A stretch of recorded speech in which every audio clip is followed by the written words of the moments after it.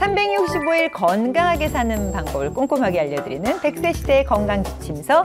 여러분 안녕하세요. 건강365 유시연입니다.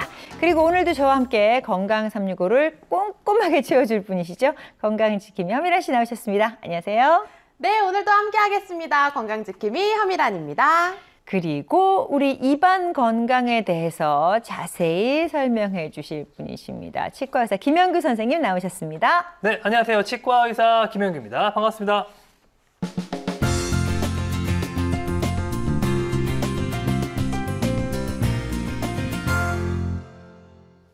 오늘의 주제가요. 앞사람 표정이 안 좋다면 구취의심. 인데요. 공감하십니까, 미란 씨? 네, 공감합니다. 사실 스스로 찔릴 때도 있을 것 같고 지금도 조심스럽긴 한데요.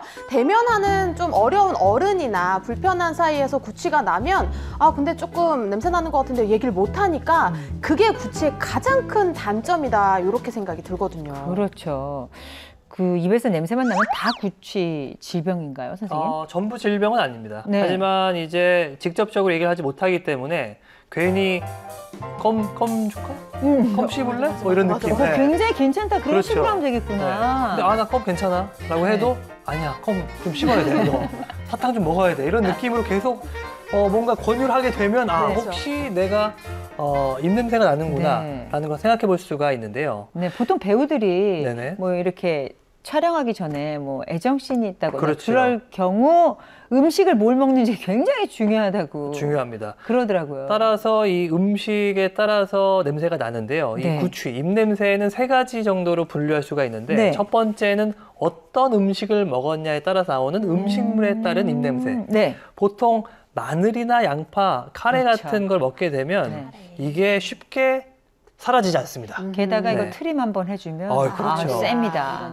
네. 지하철에서 이제 그 밤에 네. 좀 취하신 이제 좀 아저씨 분들이 삼겹살 같은 거를 이제 술과 함께 드시면서 마늘 양파를 잔뜩 드시고 이제 트름을 하시게 되면 네. 그 향기가 네. 대단하죠. 한 칸 가득한 그렇습니다. 네. 네.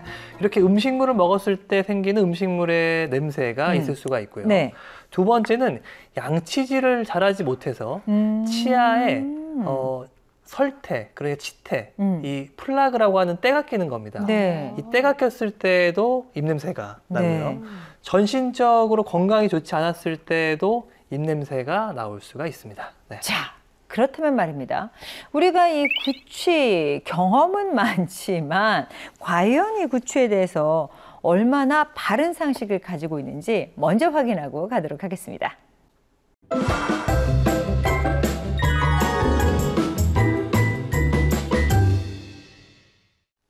퀴즈를 통해 알아보는 구취에 관한 궁금증. 첫 번째 문제부터 주시죠. 네, 알쏭달쏭 건강상식 오늘은 구취인데요. 자, 첫 번째 퀴즈. 편도선이 안 좋으면 구취가 난다. 편도선 애매한데 편도선 준비되셨습니까? 네네네. 편도선이 여기 아픈 거 그거 말하는 거 맞죠? 그렇죠, 그렇죠. 편도선 알겠습니다. 자, 하나, 둘, 셋. 아하, 또 이렇게 또 엇갈리기 시작하나요? 네, 오늘 엇갈리는군요. 네. 저는 좀 편도선 부으면 열나고 좀 몸이 아픈 거니까 그러면 뭔가 안 좋은 반응이 나타날 것 같아서 들었거든요. 편도선 수술하면 아이스크림 많이 먹으 그러잖아요. 맛있겠다. 아이스크림을 먹는 거는 냄새가 없고 향긋하니까. 흔들린다. 바꿀 기회 있나요? 없어요. 아하, 단호하시긴. 자, 그럼 저는 O, 임신님은 X. 자, 답은요, 바로 질문 한번 뭘까요? 보시고. 네. 네. 두 답은 분 선생님만 중에 알고 계십니다. 알겠습니다. 네. 구취가 납니다. 정말요? 네네. 네. 아이스크림 많이 먹으면 가려지지 않을까요? 아이스크림을 먹어도 그 먹을 때만 가려지지만 네. 먹고 나서 약간 이 설탕 성분이 남기 때문에 오히려 더 구취가 심해질 수가 있는데 네. 이 편도가 안 좋으면 구취가 난다는 걸 설명을 드리면 이 편도는 입 안에 이제 있는 그 구조물 중에서 목구멍 쪽에 있는 부위를 편도라고 부릅니다. 이 목까지 연장되는 부분인데요. 이 부분에 주름이 있거나 이런 부분에 편도 결석이나 인후 결석이라고 하는 하얀 돌 같은 게 생기거든요. 네. 이게 이제 보통 뭐 말을 하거나 아니면 소리를 지르거나 할 때 그 안에 음식물 찌꺼기와 세균이 그 부분에 이제 약간 모여서 하얀 덩어리를 만들게 되는데 네. 혹시 그런 경험 있으십니까? 뭔가 어머. 이렇게 목에 걸린 있어요. 느낌이 있어서 이렇게 뱉어냈는데 하얀 뭔가 나왔던 기억? 돌이 나왔던 적은 없고 가래 같은 모습을 그렇죠. 본 적은 있어요. 돌은 아니고 약간 부드러우면서 뭔가 딱딱한 뭔가 나옵니다. 네. 이게 이 편도 결석 내지는 인후 결석이라고 하는 건데 진짜요? 아. 굉장한 냄새가 납니다. 혹시라도 이 비벼서 냄새를 맡아보면 정말 냄새가 어마어마하게 나는데 앞으로 그런 일이 있을 땐 꼭 비벼서 냄새를 맡아봐야 되는군요. 한번 시험 삼아 본인의 건강을 위해서. 시험 삼아 한번 해보시면 좋을 텐데 네. 정말 엄청 구린 냄새가 납니다. 대단히. 아니 이게 약간 나오는 느낌이 코 나온 듯한 느낌이어서 이거 다른 네네. 건가요? 좀 다를 그래가지고- 수도 있겠지만 다를 수 있어요? 네네. 근데 이렇게 하얗게 뭔가 결석이 나오게 되면 이 편도염이 있을 경우에도 이 결석이 생길 수가 있고요. 네. 여러 가지 요인 때문에 생기는데 솔직히 이 편도 결석이나 인후 결석이 생기는 직접적인 원인은 아직 모릅니다. 하지만 목 사이에 이게 뭔가 끼어서 이물감이라든가 이런 게 느껴지는데 이런 경우에는 이제 병원에 가서 체크를 하게 되면 하얗게 편도 주변에 그 결석이 끼어 있는 게 보이거든요. 이 냄새가 바로 입냄새로 발현될 수가 있습니다. 네.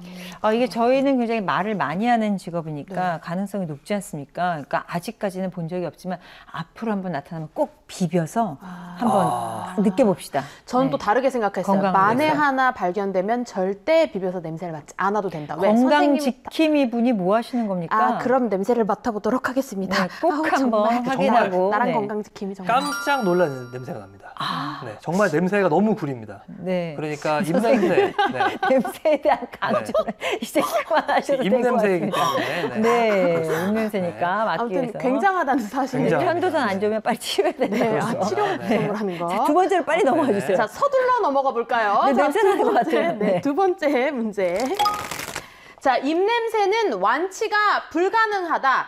불가능할까요? 자, 하나, 둘, 셋.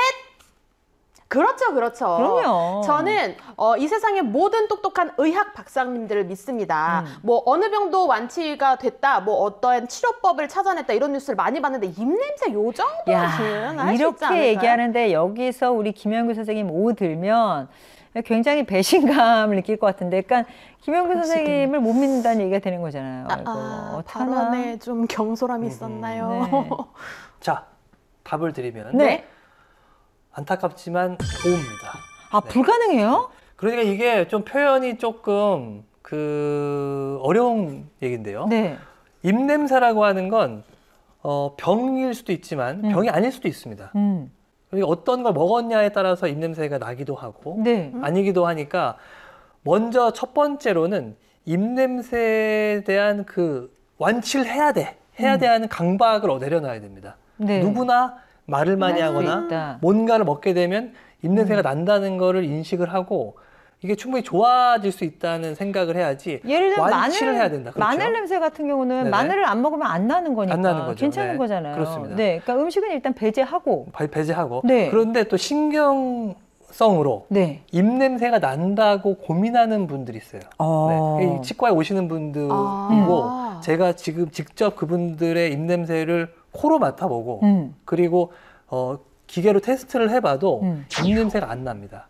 안 나는데 본인은 난다고 본인은 느끼는 난다고 거예요. 느끼는 거예요. 그리고 뭔가 상대방이 이야기할 때 자기 입냄새 때문에 약간 표정을 찡그리거나 약간 손으로 코를 대는 행동을 하게 되면 거기에 상처를 받는 겁니다. 그분은 치과에 가시면 안 되고 신경정신과를 가셔야 되는 거 아닙니까? 네. 그래서 근데 그렇지만 그거에 대해서 건강 염려증이라든가 구취에 대해 염려하시는 분들이 있는데 이분들한테는 완치를 시켜드리겠습니다가 아니라 완치라는 건 없다. 그러니까 어떻게 보면 자연적으로 우리가 말을 많이 하거나 뭔가 음식물을 먹거나 누구나 다 날 수 있다는 거를 인식을 시켜드리는 게 중요하기 때문에 네네. 완치라는 개념이 좀 틀렸다고 생각이 들어서 불가능하다는 얘기가 맞다고 말씀을 드렸고 네. 또 전신적인 질환, 뭐 고혈압이라든가 당뇨 때문에 날 수가 있습니다.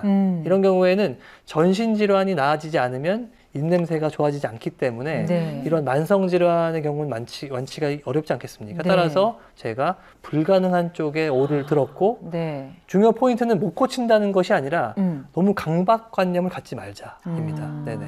네. 어렵네요. 어렵죠? 어렵죠. 네. 네. 네 글자로 제가 이해한 건 이너피스.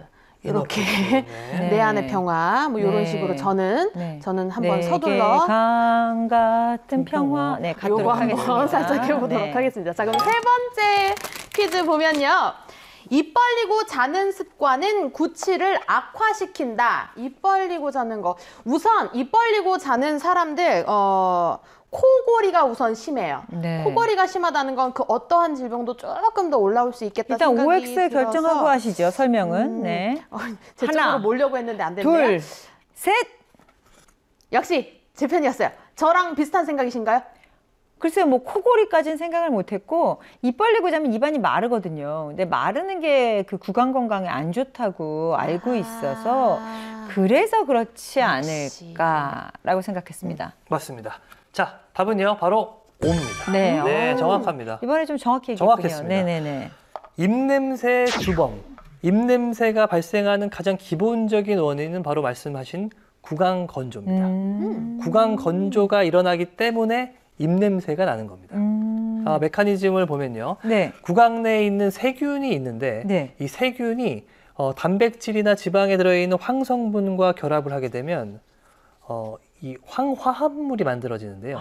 네. 황화합물이 뭐냐? 바로 네. 이제 우리가 배설하는 가스. 대변 가스에 나오는 게 바로 이 이산화황이라든가 네. 황화합물인데 입이 건조하게 되면 이 황화합물이 휘발성 황화물로 바뀌게 됩니다. 그래서 휘발하면서 입에 있던 안 좋은 성분이 흉흉 날아가서 상대방의 코에 있는 코 안에 세포에 딱 붙는 거죠. 그러니까 거의 입안에서 방귀를 뀌는 정도라고 똑같습니다. 생각하시면 되겠네요. 성분이 네. 같습니다. 어. 네. 그 방구 냄새와 성분이 네. 이 이산화황 이런 어떻게 보면은 휘발성 황화물의 냄새가 같다고 보시면 됩니다. 저희가 지난주 이똥, 치석은 이똥이다라는 네네. 용어를 배웠는데 오늘 구취는 입방구다. 입방구입니다. 네. 네. 그래서 아까 얘기했던 그 모든 문제는 이 세균과 함께 세균의 분비물 때문에 벌어지게 됐는데 네. 지금이라도 한번 손톱으로 네. 치아를 한번 이렇게 긁어 보시면 네. 치아에 이렇게 하얀 때가 묻거든요. 네. 이게 바로 이똥입니다. 아. 플라그, 지태. 요거를 이렇게 손으로 이렇게 비벼가지고요. 네. 맡아보시면 네.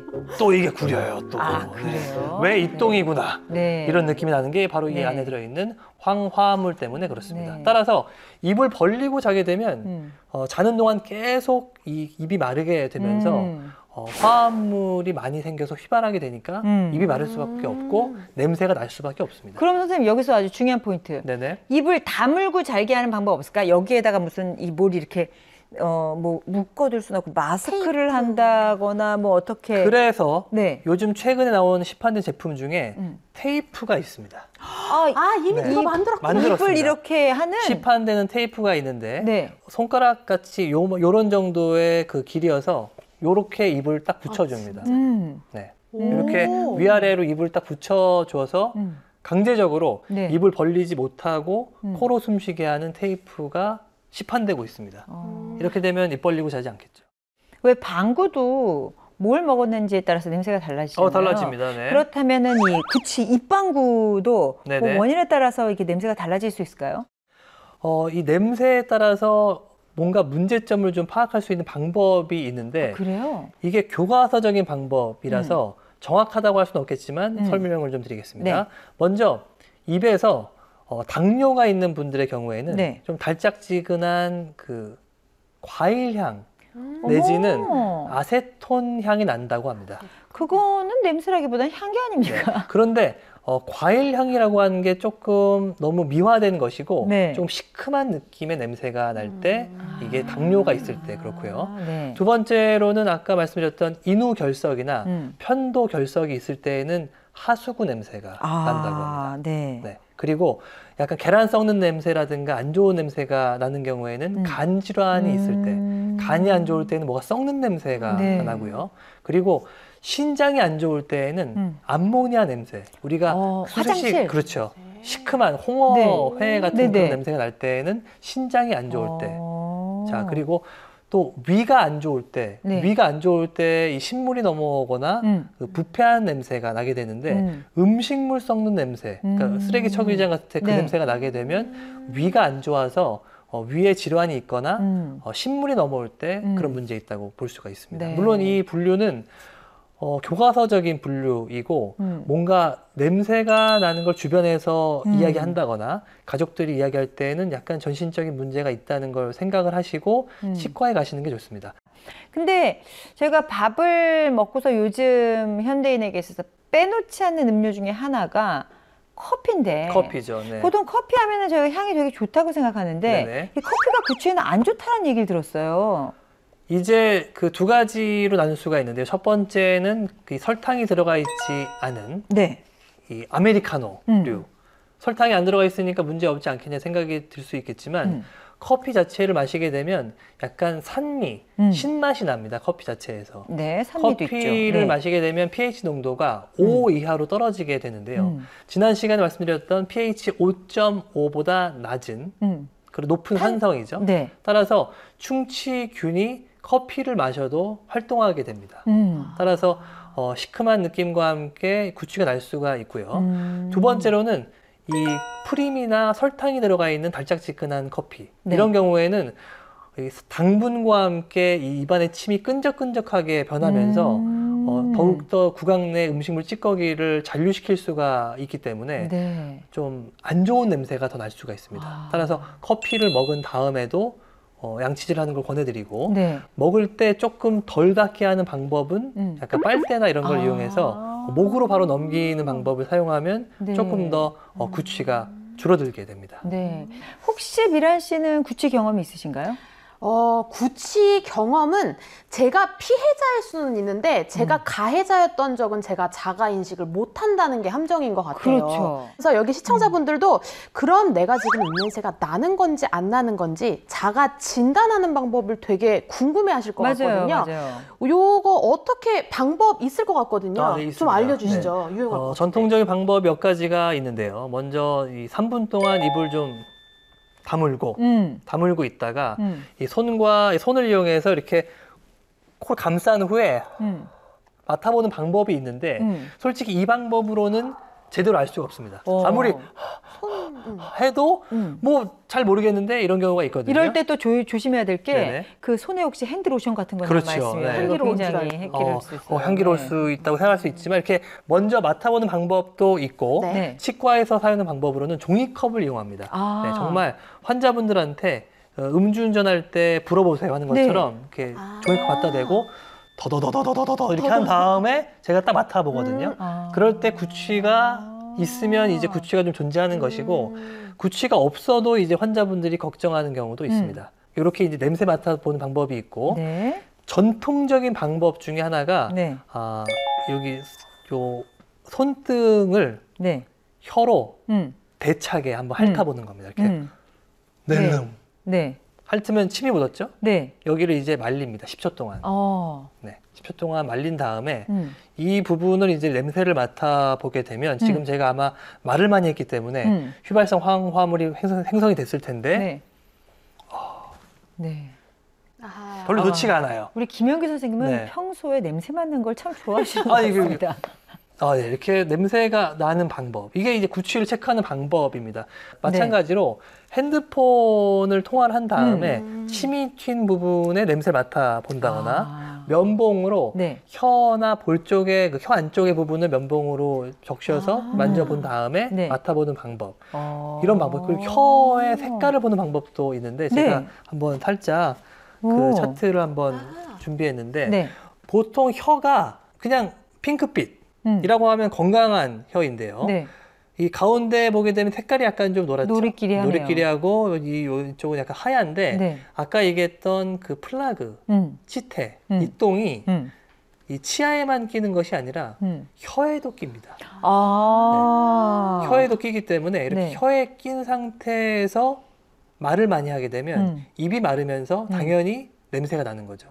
보통 이제 이렇게 색깔이 변해 있는 설태가 네. 꼈는데 네. 혀를 닦지 않고 음식물을 먹거나 커피를 먹게 되면 혀가 노랗게 변하는데 이렇게 되면 이 혀에 약간 곰팡이균이라든가 안 좋은 것도 낄 수 있기 때문에 꼭 혀를 닦는 게 중요합니다. 네, 네네. 그렇군요. 그러면 그 이제 냄새가 나는 걸 알았어. 네네. 이렇게 자가 진단을 해서. 근데 이제 병원 가기 전에 사람은 만나야겠고 네네. 냄새가 좀 나. 그러면 이렇게 물을 좀 마셔야 될까요? 껌을 씹어야 될까요? 둘 다 좋습니다. 아, 둘 다 좋습니까? 좋습니다. 어. 물을 마시고 이게 네. 가장 좋은 방법은 이제 이 양치질을 하는 건데요. 아. 양치질을 구석구석 하고 양치질을 하고 나서 혀를 잘 닦습니다. 네. 마지막에 네. 혀를 잘 닦고 그러고 나서 물을 마시거나 아니면 요새 혀를 닦을 때 그냥 칫솔로 닦게 되면 상처가 날 수가 또 있으니까 혀를 닦을 수 있는 기구가 따로 있습니다. 아, 네. 혀 칫솔이 있습니까? 혀 칫솔 따로 있습니다. 네. 좀 더 부드럽게 돼 있고 실리콘으로 만들어져 있는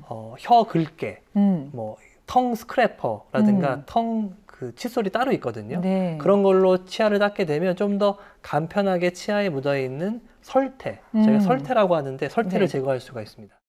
선생님, 제가요 전에 그 혀를 닦는 것이 좋다고 그래서 이렇게 칫솔질로 이렇게 혀를 닦아본 적이 있어요. 네네. 근데 그러다가 이게 이 목 뒤쪽까지 가니까 우웩하죠. 구역질이. 네네, 그렇죠. 근데 그때까지 해야 되는 건지. 가장 포인트는 그 부분이 잘 안 닦입니다. 아. 그런데 그 부분이 아까 말씀드렸던 편도 결석, 네. 인후 결석이 생기는 부분이 그 주변이거든요. 그래서 거길 닦는 방법을 제가 한번 개발해 봤는데 네. 그냥 닦으면은 이제 구역질이 나게 되니까 제가 만든 방법은 다른 손가락을 혀끝에 대고 네. 닦습니다. 아, 한 손가락은 그 네네. 예를 들면 제가 오른손잡이다 하면 네네. 왼손가락으로 이렇게 혀를 대고 살짝만 대고 그리고 오른손으로 혀를 잡아 뽑는 것이 아니라 네. 살짝 대고 닦게 되면 네. 손끝을 댄 느낌 때문에 상대적으로 이 안쪽을 닦아도 구역질이 덜 나는 걸 발견할 수가 있습니다. 네. 근데 문제는 약간 이렇게 닦게 되면 이렇게 침이 좀 이렇게 네. 줄줄 타고 내려오는 약간 지저분한 것이 있긴 하지만 네. 혀를 닦고 싶은 분들은 한번 이 방법 사용해 보시면 좋을 것 아유, 같습니다. 냄새 맡는 것보다는 침 흐르는 게 좀 나을 것 같아요. 네. 좋은 방법이죠. 제가 만들었고 전파를 제가 하고 있습니다. 아, 네. 네. 그러면 평소에 구취를 줄일 수 있는 좀 생활 습관 같은 거 있으면 좀 몇 가지 더 추가해 주시면 좋을 것 같습니다. 네, 알겠습니다. 닦을 때 이제 혀가 이 구취의 주범입니다. 그래서 혀를 닦을 때 혀 안쪽을 조금 네. 구역질이 덜 나는 방법으로 닦는 걸 권해드리고 음. 두 번째로는 음식물을 먹고 나서 음식물이 끼게 되면 당연히 냄새가 날 수밖에 없습니다. 그렇죠. 그리고 보철물, 구강 내에 어떤 보철물을 해 넣었는데 그 부분에 문제가 있거나 치아 사이에 음식물이 끼인다고 생각하시면 무조건 치과에 오셔야 됩니다. 거의 100% 잇몸이 안 좋아지거나 충치가 생기거나 냄새가 날 수밖에 없습니다. 네. 그리고 건조를 막기 위해서는 물을 많이 드시고 물이 좀 먹기 힘들다라고 하면 녹차 혹은 이 토마토 주스 같은 걸 드셔서 당분이 들어가 있지 않은 이런 이 음료로 입을 촉촉하게 하셔야 되고 네. 최근에는 스케일링이 보험 적용이 돼서 그쵸. 1년에 한 번은 저희가 보험 적용이 되니까 적어도 1년에 한 번 혹은 6개월에 한 번 정도는 치과에 내원해서 뭔가 문제가 없는지 네. 확인하시는 게 좋을 것 같습니다. 그렇군요. 보통 이제 7월 1일을 기점으로 한 번씩 이제 개선됐다가 이번에는 1월 1일부터 개선된 걸로 알고 있는데 보험 적용이 되니까 네. 잇몸 치료는 여러분들 치료를 2-3번 받게 되면 확실히 좋아집니다. 네. 주저하지 마시고 가시기를 권유드리겠습니다. 네. 자, 구역질 나지 않게 혀를 닦는 방법은 저작권이 김영규 선생님께 있습니다. 이분 여러분들 기억해 주시고요. 지금 말씀해 주신 이런 여러 가지들을 가지고 치과에 관한 만화를 한번 만드셔도 좋을 것 같다는 생각이 듭니다. 좋습니다. 네, 그러면 뭐 더 이상 치과를 좀 공포스러운 장소라기보다는 그렇죠. 그 유머와 즐거움이 있는 장소가 되지 않을까 생각해 봤습니다. 자, 오늘 구취에 대해서 재미나고도 엉뚱한 이야기들 김영규 선생님과 함께 나눠봤습니다. 선생님 말씀 고맙습니다. 네, 감사합니다. 다양한 원인에서 나타나는 만큼 다양한 해결 방법이 존재하는 질병 구취. 우리 몸의 심각한 질병에서 시작된 것이면 건강을 위해서 반드시 고쳐야겠지만요. 또 뭐 단순히 습관의 문제에서 발생한 것이라면 삶의 질 향상을 위해서라도 신경 쓰는 것이 꼭 필요할 것 같습니다.